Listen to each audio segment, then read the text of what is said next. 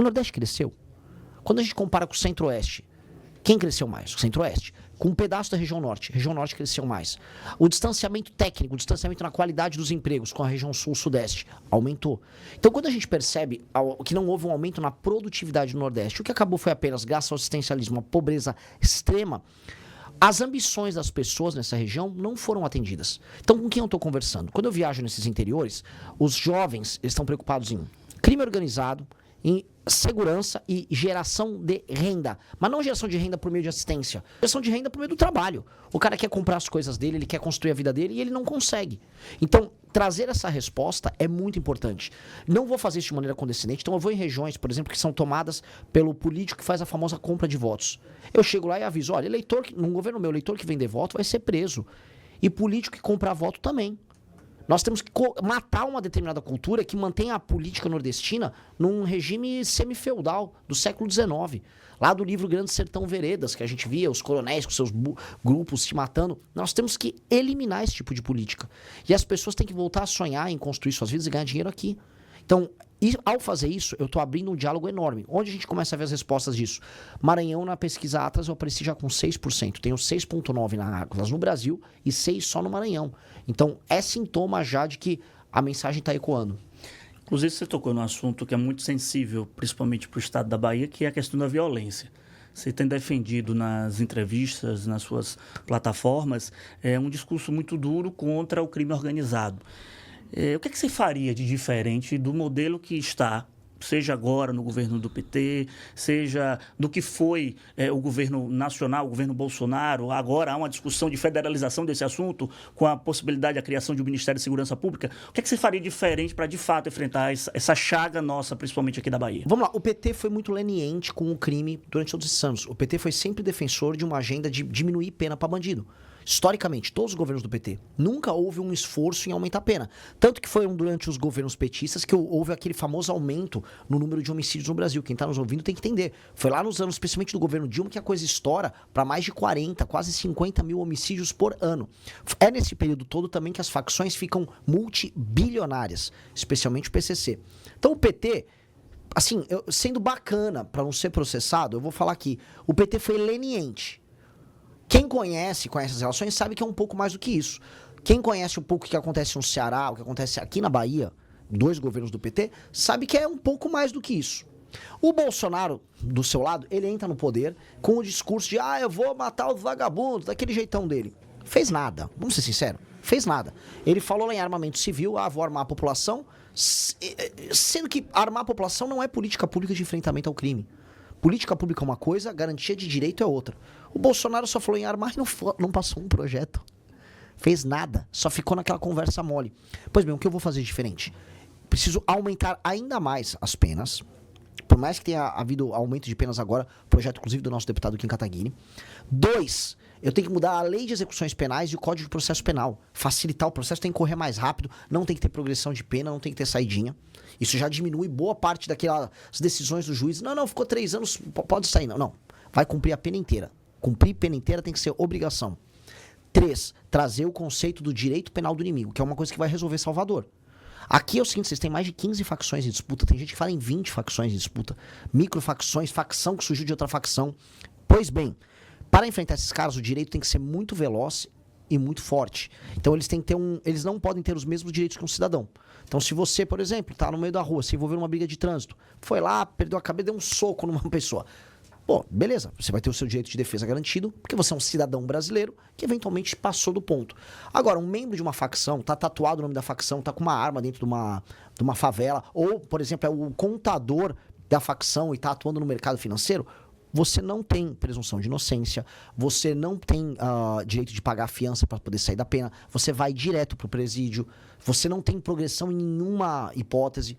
Esta pessoa, o direito é muito duro e o direito tem que ser muito veloz contra ela. Isso é uma maneira que vai permitir que aí sim o governo federal atue de maneira concreta junto com os estados para derrubar o crime. E aí matando, não quero me estender muito, mas é importante, matando esse tema, colocar estado de defesa todos os municípios e todos os bairros, favelas incluso, que estiverem sob domínio do tráfico, para que as polícias e o governo federal atuem em conjunto para a destruição deles e libertação das pessoas que moram nesses lugares. Pois bem, O primeiro a desmentir esse discurso é o próprio Flávio Bolsonaro, que não quer participar dos debates comigo. Ele já falou que com o Renan ele não vai. Quem é satélite é o Zema, o próprio Caiado, que não falam mal dele. Saíram essas acusações absurdas contra ele e o Zema disse que, isso é errado. Errado. Errado tô eu de aparecer às vezes com o cabelo mal feito aqui com você. Ele cometeu um crime. Isso é claramente, assim, ele foi uma autoridade que foi comprada pelo Daniel Vorkar. A gente tem que só saber qual foi o favor que ele fez. A gente só precisa pegar esse vínculo. Qual foi o favor que ele fez pro Vorkar ajudar o filme do pai dele. Eu entro, vamos dizer, na crise do bolsonarismo e nos problemas e nos crimes que eles cometem de maneira enfática. Isso não é um papel de um satélite, isso é um papel de uma força de direita diferente. Pois bem, como furar a polarização? Tratando de problemas concretos e não apenas apontando o dedo. Eu vim pra Bahia, assim como eu rodei o Nordeste, falando dos problemas gerados pelo centrão e pelo lulismo.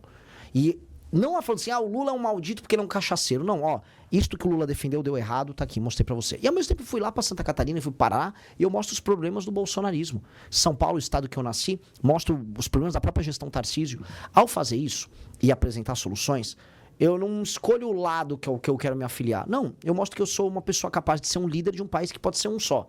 E aí, como a gente percebe o funcionamento disso? Onde eu sou mais conhecido, eu ultrapasso tanto Lula quanto Flávio Bolsonaro. Na Atlas eu estou em primeiro do público de 16 a 24 anos e pegando eleitor de ambos, que é a coisa mais sensacional. Lá no Maranhão eu tirei eleitor do Lula, basicamente. Aqui na Bahia eu vou tirar eleitores do Lula, alguma coisa do Flávio. Então isto é um sintoma de uma pré-candidatura que quebra a polarização, porque a polarização só existe se você ficar buscando eleitor de um lado. Eu pego... Olha, essa é uma das grandes delícias dessa campanha. É o fato de eu poder realmente não ligar pra nada e falar de tudo. Apontar o dedo pra todas as pessoas. Graças a Deus, nesses 12 anos que eu atuo na política, nunca cheguei perto de um escândalo. Nunca reagi a essas tentações malditas. Infelizmente, essas pessoas caem nas tentações porque elas não têm espírito público. O que eu quero, eu me falo, então você não tem ambição nenhuma. Você quer ser um cara normal, de classe média. Minha ambição é muito maior do que a deles. Eu quero entrar pra história. Esses homens pequenos, eles querem comprar um apartamento, eles querem sair com uma prostituta, que é o que esses políticos gostam de fazer. Eu quero entrar pra história. Me desculpem, minhas ambições estão em outra categoria. São as ambições de pessoas que querem ser grandes homens. Eu quero que as pessoas conheçam a história do Brasil e falem, o Renan foi uma pessoa importante. E para isso, renunciar a essas tentações é a coisa mais importante. E sim, o Banco Master vai interferir nas eleições. Uma coisa que nós veremos é, a partir do momento que o brasileiro começar a focar no processo eleitoral, esse tema vai estar no topo. As pessoas vão misturar os temas e as pessoas vão querer candidatos, até o legislativo, que não tenham nada a ver, nem com esse escândalo, nem com o do INSS. Então a gente vai ver, por parte especialmente de um eleitor de classe média, um cuidado com o tema. E eu vou ainda estender, o Flávio Bolsonaro está destruído já. O Flávio Bolsonaro não tem condição de vencer o Lula no segundo turno e ele só sustentava a candidatura dele baseado na ideia de que ele era o único que venceria o Lula. Hoje não tem mais isso. Então a tendência dele é de derretimento. A empreitada. O dinheiro do brasileiro não vale mais nada. Então você ganha um salário mensal e você percebe que você consegue comprar cada vez menos coisas com o seu dinheiro. Ou seja, a sua capacidade de ganho não aumenta. Então, o que nós precisamos fazer? Nós precisamos fazer com que os juros abaixem para o seu dinheiro valer mais e que o governo cobre menos impostos de você. Então você vai ter que fazer qualquer presidente sério, ou qualquer presidente de empresa, ou qualquer dona de casa que cuida do orçamento familiar, a gente vai ter que ajustar a despesa. Então eu vou cortar a despesa em algumas áreas, e aí os juros vão poder cair, o seu dinheiro vai poder valer mais. E aí, paralelamente, o Brasil foi muito abençoado e está numa daquelas grandes chances históricas. O mundo só se fala em terras raras. O Brasil tem 20% das reservas de terras raras e a gente tem uma oportunidade de trazer investimento americano. A Bahia tem uma parcela nessas terras raras aí importante. Importante. Bahia, Ceará, Minas Gerais, Mato Grosso, um pedaço da Amazônia, tem terras raras e dá para você agora trazer. Veja só a beleza que seria. Trazer não só mineração, mas o processamento delas. Isso aí é muito dinheiro. O principal avião de guerra do mundo hoje é o F-35, que é uma nave americana que basicamente faz tudo no ar, né? É a base do sistema de defesa e ataque americano. Vai 0,5 tonelada de terras raras naquele avião. Cada avião. E isso hoje é tudo tirado da China. Os Estados Unidos vão ter que comer na nossa mão se a gente souber trabalhar direitinho. Então, fazer reformas de competitividade, diminuir os gastos do Brasil e aí trazer esses investimentos, isso vai mudar a vida das pessoas demais. E aqui pro Nordeste tem notícia boa também. Aqui tem muita energia renovável. Muita. A gente aqui tem muito sol e aqui tem muito vento. No Ceará nós temos urânio. Nós temos que trazer desde energia nuclear até fomentar energia eólica, energia solar, de modo a gente poder trazer data centers para cá. Trazer um monte de data centers, igual aconteceu agora no Ceará. É trazer data center com energia abundante, com água abundante. Nós vamos poder ter uma indústria de tecnologia girando aqui nos estados. Porque o mundo, aqui, não vou me estender, mas isso aqui é bem importante.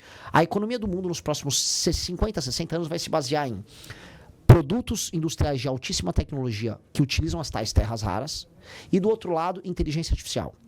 O Brasil tem a energia para você fazer os data centers, para ter a inteligência artificial para o resto do mundo, e o Brasil tem as terras raras para os superprodutos. Ou seja, se nós tivermos um presidente sério, nós vamos crescer.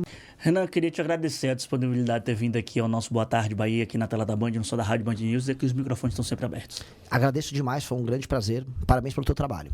Obrigado. A gente vai para um rápido intervalo. Na volta, mais informações de política, economia e justiça para você. Fica aí, voltamos já.